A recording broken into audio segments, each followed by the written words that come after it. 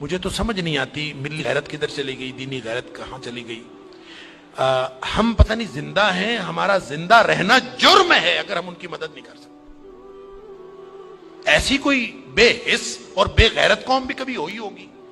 ہم نے تاریخ میں بے غیرتی کی بڑی داستانیں سنی ہیں۔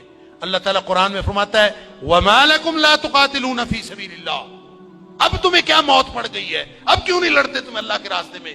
وَالْمُسْتَضْعَفِينَ مِنَ الرِّجَالِ وَالنِّسَاءِ وَالْوِلْدَانِ الَّذِينَ يَقُولُونَ رَبَّنَا أَخْرِجْنَا مِنْ هَذِهِ الْقَرْيَةِ الظَّالِمِ أَهْلُهَا۔ پوری دنیا پر ظلم کی داستانیں ساری دنیا دیکھ رہی ہے۔ مسجد اقصیٰ کو آگ لگا دی گئی ہے، ہماری بچیوں کو، بہنوں کو، بیٹیوں کو وہ اپنے گھٹنے کے نیچے لے کے بیٹھے ہوئے ہیں، تصویریں سوشل میڈیا پر شیئر ہو رہی ہیں، بچے چھوٹے چھوٹے قتل کیے جا رہے ہیں، کسی کو غیرت نہیں آ رہی۔ مجھے تو یوں لگتا ہے یہ ہماری نمازیں، ہمارے سجدے کیسے قبول ہوں گے؟ ہم جو مجرم ہیں جو آرام سے بیٹھے رہیں، کیا کریں؟ بے بسی کی انتہا ہے۔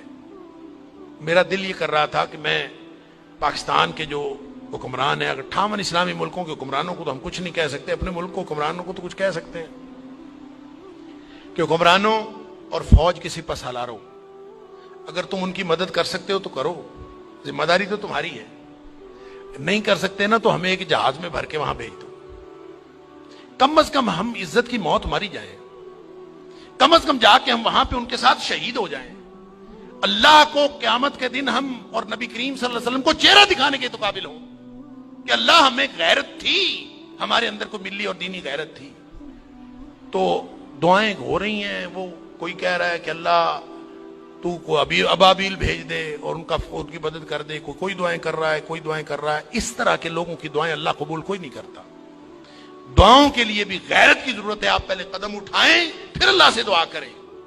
وہ بیچارے ساری ساری رات وہ لڑتے ہیں ان کے سامنے، دعا تو ان کی ہے، اور اللہ نے یہ آزمائش میں سمجھتا ہوں ان کی نہیں ہے، وہ تو جنتی ہیں، وہ تو انشاءاللہ بخشے ہوئے ہیں۔ آزمائش یہ باقی ساری دنیا کی ہے، ہم ان کی وجہ سے مجرم بن رہے ہیں۔ اللہ تعالیٰ معاف فرمائے۔ تو یہ جب قاری صاحب پڑھ رہے تھے تو مجھے خیال آ رہا تھا کہ اللہ ان بیچاروں کے پاس طاقت نہیں ہے، وہ پتھر اکٹھے کر کے بیٹھے ہیں، توپوں بندوقوں کا مقابلہ پتھروں سے کیسے ہوگا؟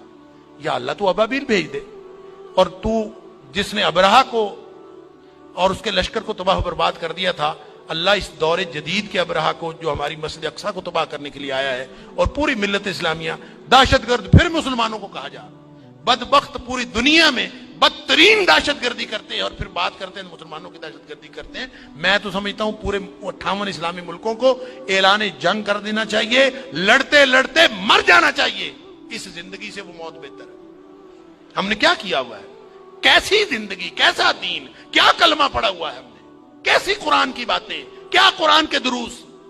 ہم یہاں سکون سے بیٹھے ہیں، پنکھے چل رہے ہیں، موج میں اللہ پانی پینے کو مل رہا ہے، نماز آرام سے پڑھ رہے ہیں، سجدے آرام سے کر رہے ہیں، وہاں ہماری بہنیں بیٹیاں لٹ رہی ہیں۔ کہاں گئی غیرت ہماری؟ انا للہ و انا الیہ راجعون۔ مجھے تو یوں لگتا ہے کہ شاید یہ ہمارے آرام سکون سے کیے ہوئے سجدے بھی کہیں جرم نہ بن جائیں۔ اللہ تعالی ہم سب کو معاف فرمائے۔